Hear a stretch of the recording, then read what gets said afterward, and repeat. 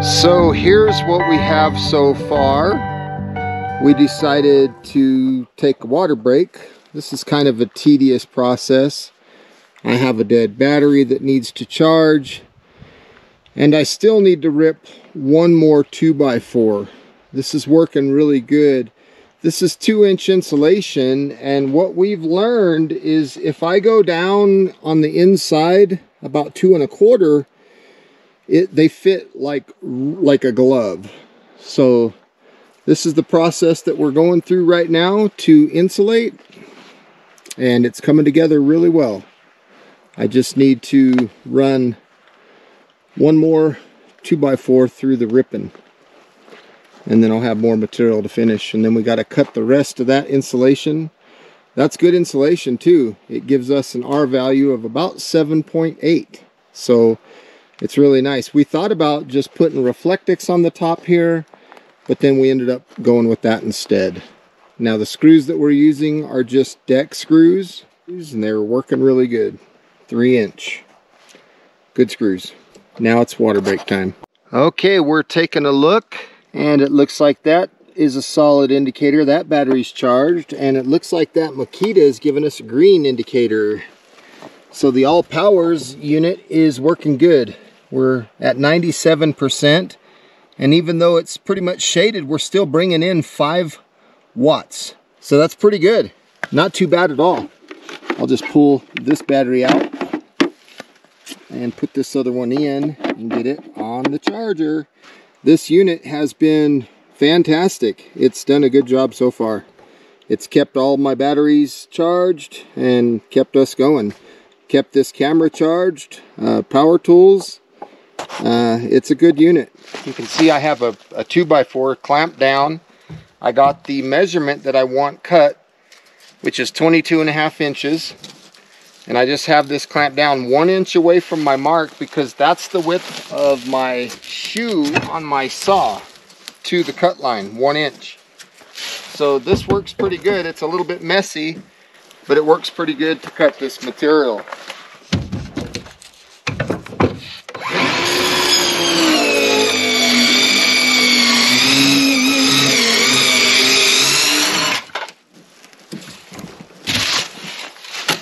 Cuts it nice and clean, nice and pretty.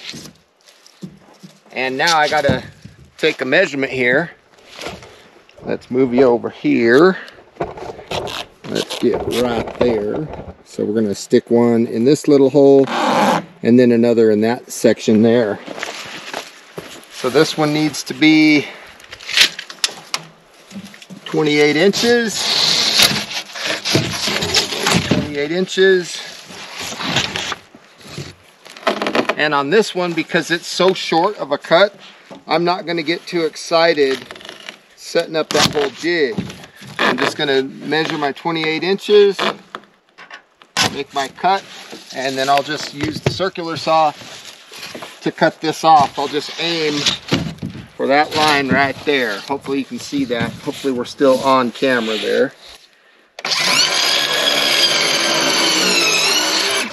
We have our cut. Now this piece will go in this section, and this piece, if I cut it right, should fit nice and clean right there. Take a look at that. That fit really good. Now let's grab the camera one more time and see how this section fits that I just cut. We'll see what happens.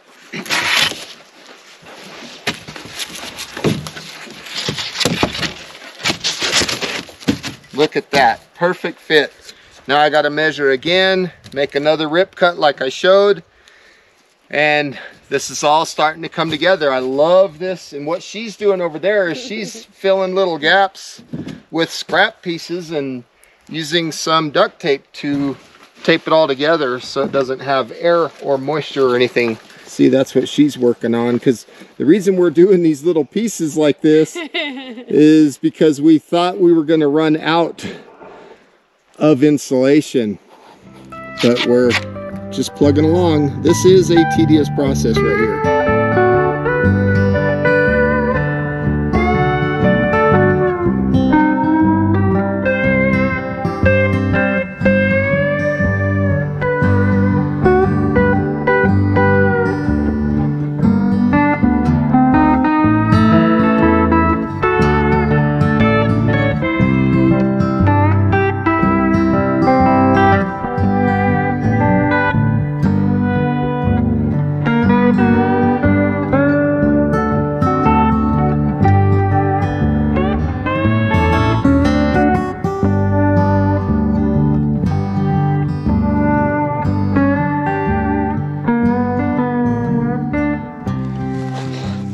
Thank goodness I brought my Makita blower.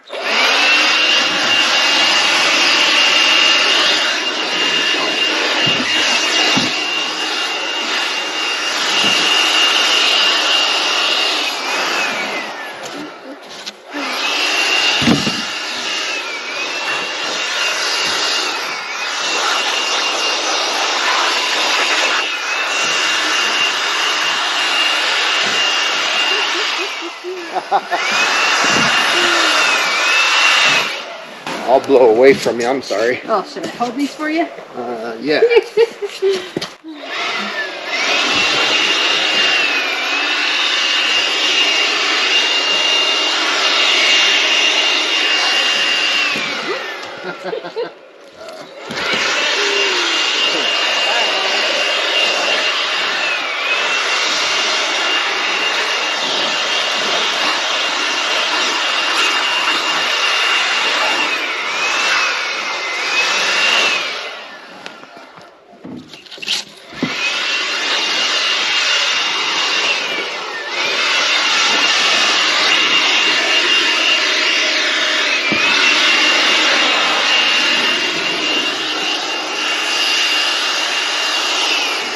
Okay, want me to blow you off and get it off of you? Yep. Close your mouth. There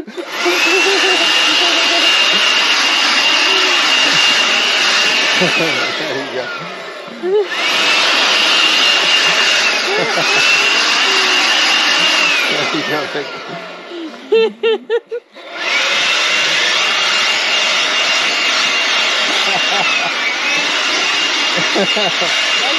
Turn around.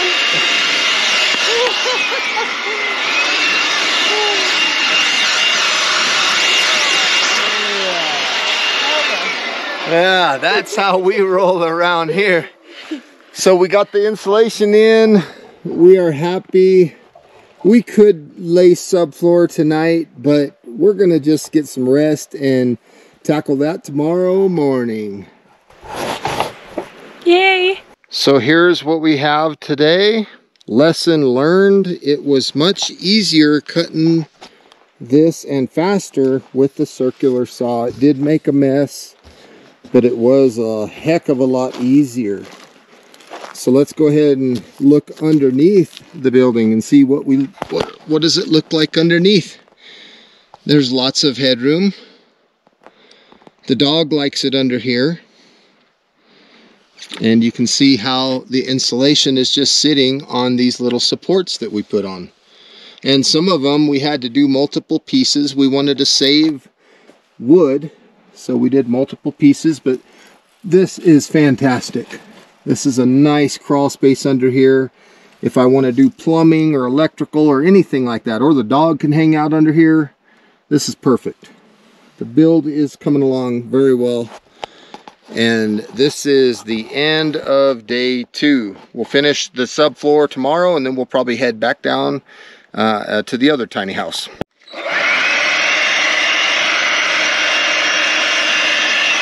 How's my hair look? It's a nice hairdo, baby. Okay, now that we're done, we're going to check each end for level once again. And there you can see the south side is completely level. Let's go to the west side. West side. Let's see, what do we got there? That looks good. Looks pretty level. North side. Let's go here. How does it look there? Looks pretty good on the north side and the east side of the building. Set that down.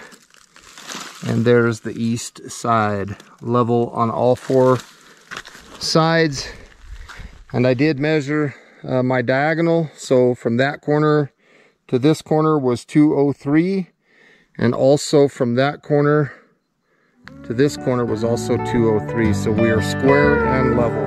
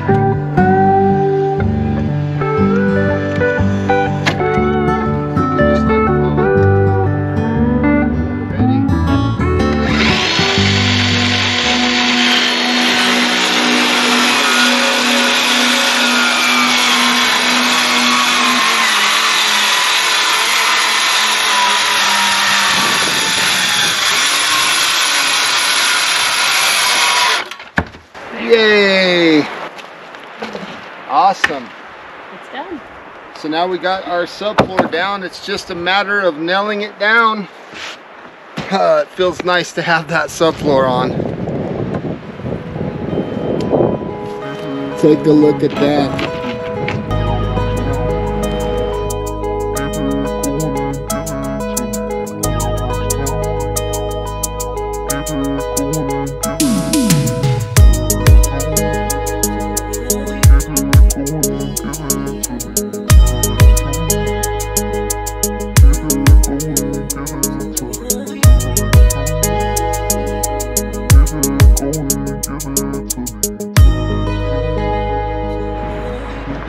Got a deck, and I don't know how to dance, but we have a subfloor. We have a floor, the beginning of our tiny house.